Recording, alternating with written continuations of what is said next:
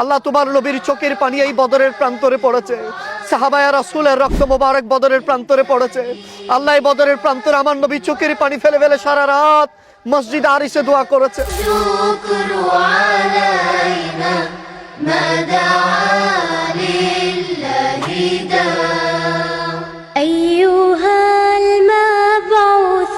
পৃথিবীর সর্বশ্রেষ্ঠ জায়গা সেই বদরের প্রান্তর, যেখানে দাঁড়ালে দোয়া কবুল হয়, যেই জায়গায় দাঁড়িয়ে দোয়া করলে দোয়া কবুল হয়। সম্মানিত দর্শক, আমি যেখানে হাঁটছি এটা হচ্ছে সেই বদরের প্রান্তর, যেখানে যুদ্ধ হয়েছিল 17ই রমজান রাসূলুল্লাহ সাল্লাল্লাহু আলাইহি ওয়াসাল্লামের সাথে মক্কার কুফফারদের সাথে। এই বরকতময় বদরের প্রান্তরে আমি আপনাদেরকে গুরুত্বপূর্ণ কিছু জিনিস দেখাবো। আমার নবীজি বলেছিলেন হাদিসে মোবারকার মধ্যে, একজন উর্দু শায়ের বলেছিলেন, কাহা মরেঙ্গে আবু জাহল ও উতবা और शैबा के जंगे बदर का नक्शा হুজুর জানতে হ্যায়। নবীজি বদরের প্রান্তরের আগের রাতে এখানে চিহ্ন দিয়ে দিয়েছেন, কোথায় আবু জাহেল মরবে, কোথায় উতবা মরবে, কোথায় সাইবা মরবে। আজকে আমরা দেখাই সে জাহান্নামী আবু জাহেলের কবরটা দেখাই আসেন। আমি একটা বড় একটা পাথর নিই, পাথর একটা পাইছি, দুইটা পাথর পাইছি। আবু জাহেলের মেন কবরটা কোথায় দেখাই, এদিকে আসেন। এই জায়গা হচ্ছে আবু জাহেলের মেন কবর।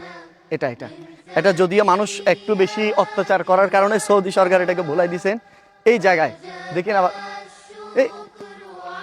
এই জায়গায় হচ্ছে আবু জাহেলের কবর। এই জায়গায় একটা জুরে মারি, বিসমিল্লাহ আল্লাহু আকবার, বিসমিল্লাহ আল্লাহ। এই জায়গায় আমি বরাবর যেখানে দাঁড়িয়ে আছি এটা হচ্ছে আবু জাহেলের কবর। এইখানে নিচে হচ্ছে সেই জাহান্নামের কীট, নবীকে বেশি কষ্ট দিয়েছেন আবু জাহেল। এখানে এই জায়গায় নিচে হচ্ছে আবু জাহেল, এবং আপনাদেরকে রাসূলুল্লাহ পাক সাল্লাল্লাহু আলাইহি ওয়াসাল্লাম এই জায়গাকে ঘেরাও করে দিয়েছিলেন, এটাই হচ্ছে আবু জাহেল। এবং উতবা যে রাসূলুল্লাহ পাক সাল্লাল্লাহু আলাইহি ওয়াসাল্লাম বেশি কষ্ট দিয়েছেন, তার কবরটা কোথায় দেখায়। উতবার জন্য একটা পাথর নি, এই বড় পাথরটা উতবার জন্য নিলাম। এই জায়গাতে রাসূলুল্লাহ সাল্লাল্লাহু আলাইহি ওয়াসাল্লাম সাহাবায়ে কেরামদেরকে আগের রাতে বলে দিয়েছিলেন, হে আমার সাহাবীরা, মনে রেখে এই জায়গায় আবু জাহেল মারা যাবে, এই জায়গায় উতবা মারা যাবে, এই জায়গায় সাইবা, তারা জাহান্নামে চলে যাবে। এই যে যারা আপনারা বিশেষ করে বদর আসবেন, উপর থেকে এই একটা জিনিস দেখা যায়, এই যে ছোট্ট একটা গাছের অংশ, এই জায়গায় হচ্ছে উতবা। হয়তো এই জায়গায় এখন বরাবর আমি যেই জায়গায় দাঁড়িয়ে আছি এটা হচ্ছে উতবার। এখানে একটা আমি জোরে একটা পাথর মারি এবং একটু থুতু নিক্ষেপ করি, এই জায়গায় হচ্ছে উতবা। এখানে হচ্ছে উতবার কবর, নিচে উতবার কবর।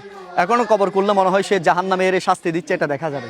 বদরের প্রান্তরে যারা শাহাদাত বরণ করেছিলেন, শুহাদায়ে বদর যারা, তাদের নাম মোবারকগুলো এখানে লিপিবদ্ধ করা আছে। মাশাআল্লাহ। আমার পিছনে যে পাহাড়টা আছে সেটা হচ্ছে জবালে মালাইকা, এবং এখানে কিছু ছোট্ট একটা পাহাড় দেখতেছেন। জবালে মালাইকা থেকে ফেরেশতারা নাজিল হয়ে এই পাহাড় হয়ে এই বদরের প্রান্তরে মুসলমানদেরকে সহযোগিতা করেছিলেন। আজকের এই বদরের প্রান্তর, এই বদরের মাটি, এ বদরের সব কিছু আমাদেরকে একটা জিনিস জানান দেয়।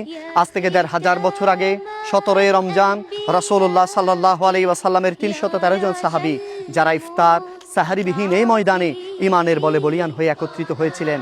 সেদিন কাফেররা বলেছিল, তোমাদের অস্ত্র নাই, শস্ত্র নাই, তলোয়ার নাই, পেটে খাবার নাই, তোমরা কি জন্য যুদ্ধ করতে এসেছিল? সেদিন সাহাবায়ে কেরাম বলেছিলেন, মনে রেখে আমাদের টাকা পয়সা কম থাকতে পারে, তবে আমাদের সিনাবর্তী রাসূলে পাকের মহাব্বত আশকে রাসূল রয়েছে। সেই আশকে রাসূলের বলে বলিয়ান হয়ে সাহাবায়ে কেরাম বদরের যুদ্ধের ভিতরে বিজয় লাভ করলেন। আল্লাহ পাক রব্বুল আলামিন ফেরেশতা পাঠিয়ে তাদেরকে বিজয় দান করলেন।